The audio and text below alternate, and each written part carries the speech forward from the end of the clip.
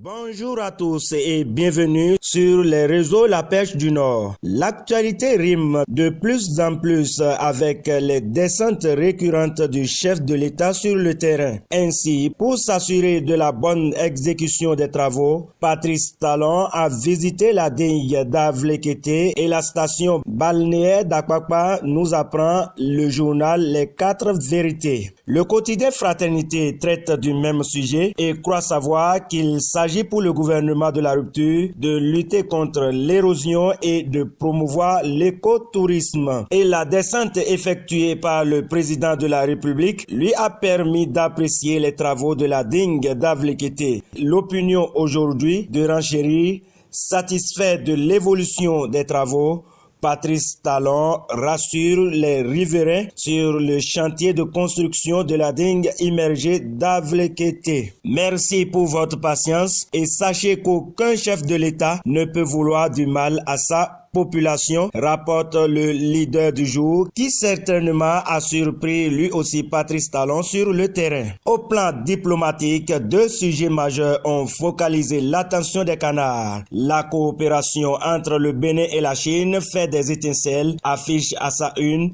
le challenge parlant de la réception hier du Palais des Congrès réhabilité. Pendant ce temps, c'est l'ambassadrice Orsini Pic qui est séduite par le leadership du maire Roland Dahefa parlant des perspectives de la coopération entre la commune d'Adjohun et le Venezuela, renseigne le leader du jour. Bénin, Venezuela, Adjohun aux anges placarde à sa une le Béninois libéré. Le journal Les 4 Vérités soutient que c'est le dynamisme du maire d'AFA qui séduit l'ambassadrice Orsini Pic. L'autre maire dont parlent les journaux ce jour est celui de la commune de Banikwara. Biosarako Tamou, puisque c'est de lui qu'il s'agit, est une bonne autorité, un exemple à suivre selon les propos des acteurs de l'école tels que relayés par le journal La Perche du Nord. Les acteurs de l'école de la commune de Banikwara sont totalement satisfaits des multiples réalisations faites par le conseil communal de Banikwara conduit par le jeune maire Biosarako Tamou. Des modules de salles de classe construites par-ci, des appuis et autres actions fortes menées par là pour soulager les apprenants,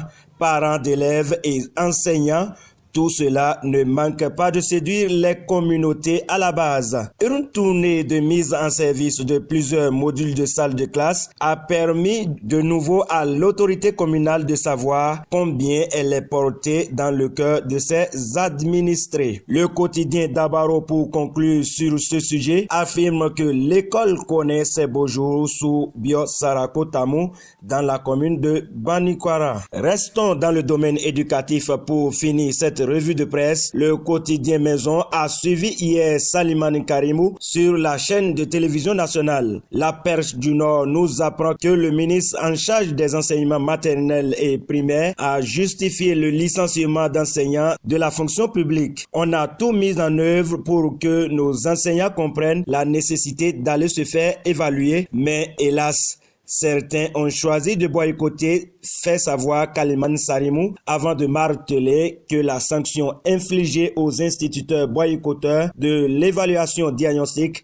n'est pas une décision du gouvernement, mais plutôt les conclusions des travaux d'une commission ayant tranché sur la question. L'autre aspect de l'éducation abordé par le ministre Salimane Karimou est la réouverture prochaine des portes des écoles normales d'instituteurs en septembre 2020, ce qui sans doute permettra de solutionner l'épineuse question du déficit d'enseignants qui persiste encore dans certaines régions du pays, telles que le Borgou, comme rapporte La Perche du Nord. Merci de nous avoir suivis. À demain pour un autre rendez-vous de la revue de presse sur les réseaux La Perche du Nord. Abdul Aziz Gingire, je vous l'ai présenté. Que Dieu nous garde et nous regarde.